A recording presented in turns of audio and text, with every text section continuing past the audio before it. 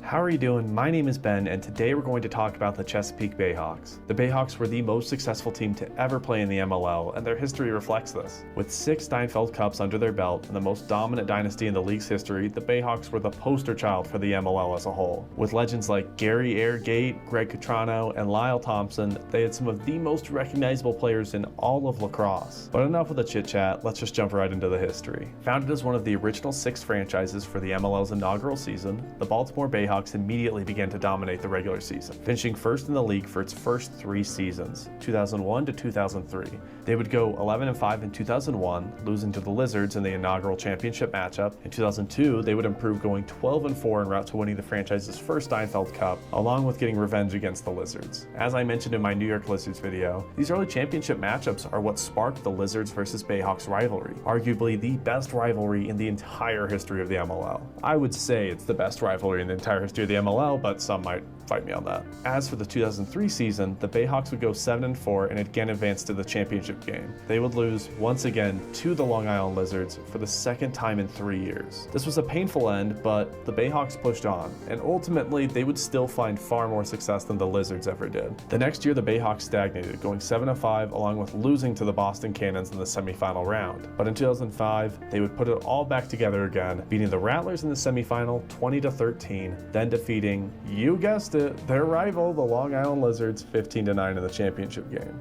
This would be the Bayhawks' second championship in 3 seasons, but in the following years they would struggle to make a significant impact during the regular season. Baltimore averaged a season record of 4-8 over the next 5 years and failed to make the playoffs for all that stretch. This was all occurring during a rough spot in the MLL's history. The financial crisis of 2008 had its impacts on most sports leagues, but smaller leagues like the MLL really struggled with those impacts. From 2008 to 2009, the MLL would have 5 teams fold, and the league was looking rather shaky. But it persevered, it kept moving on. On top of those issues, the Bayhawks had also been moved twice in the late 2000s. First being moved from Baltimore to the Washington, D.C. area in 2007 after a new owner had purchased them. This would only last 3 years though, with 3 terrible seasons and an uninterested market. The team was sold once again and nobody could have known, but this was the change the Bayhawks needed. The new ownership and market ushered in a golden age for the team. The deal was finished in 2010 and the Bayhawks were moved to Annapolis, Maryland, which I've got to say is prime lacrosse country. It is a perfect area to have a lacrosse team. Going into the 2010 season, the newly christened Chesapeake Bayhawks sought to make an impact once again in the struggling league. They would, but not right away. The Bayhawks went 6-6, a pretty bad record, but they still punched them a ticket to the playoffs. Then the Hawks upset the Cannons. Poor Cannons, I have to say that in my notes, 13-9. And then, once again, they would defeat their arch rival, the Long Island Lizards, 13-9 in the championship. The following season, the team would not have the same luck though, going 6-6, then getting knocked out of the semifinals by the Cannons. In 2012, the Bayhawks bounced back. The team had made some major changes to its coaching staff and roster. They went 10-4 and easily made their way to the playoffs. Chesapeake had a great team, but it wasn't full of crazy superstars like before. They put an emphasis on defense and team chemistry first, with 5 players finishing with over 30 points on the year, and Kyle Dixon also had 15 2-point goals. To put that in perspective, the rest of his team had 12 combined. Like, what? That's crazy. I had to double check and that's still a stat.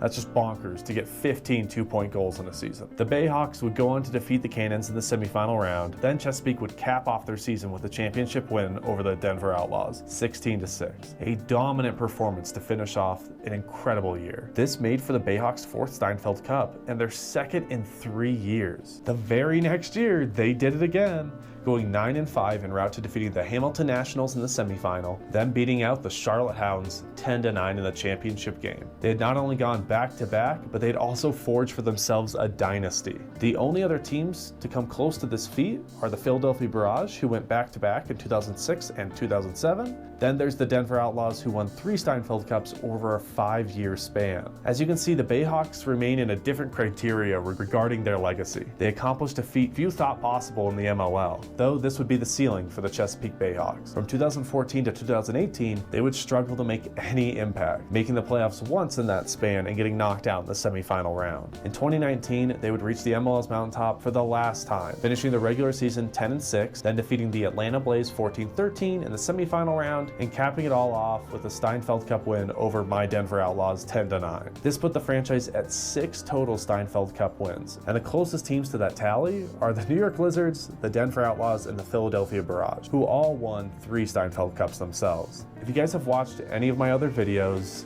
you know where the story ends. The MLL merged with the PLL in 2020 during the pandemic. The Bayhawks went with it. Who knows if they'll make a return? With the league saying that they're going to possibly expand in the future and add home cities, there's a good chance this beloved franchise could make a return, as they still own all the property to the stuff. Ultimately, that doesn't negate the impact that they had on their community. Chesapeake was a fantastic market and competed with my Denver Outlaws for the best fans year over year. As time goes on, there's one thing that you cannot deny about the Chesapeake Bayhawks. It's their impact to the sport of lacrosse and to its professional history here in the US. That's all I have for you guys. If you enjoyed the video, make sure to like and subscribe. I really appreciate the positive comments you guys all leave. It definitely keeps me going. I do apologize for this video coming out so late.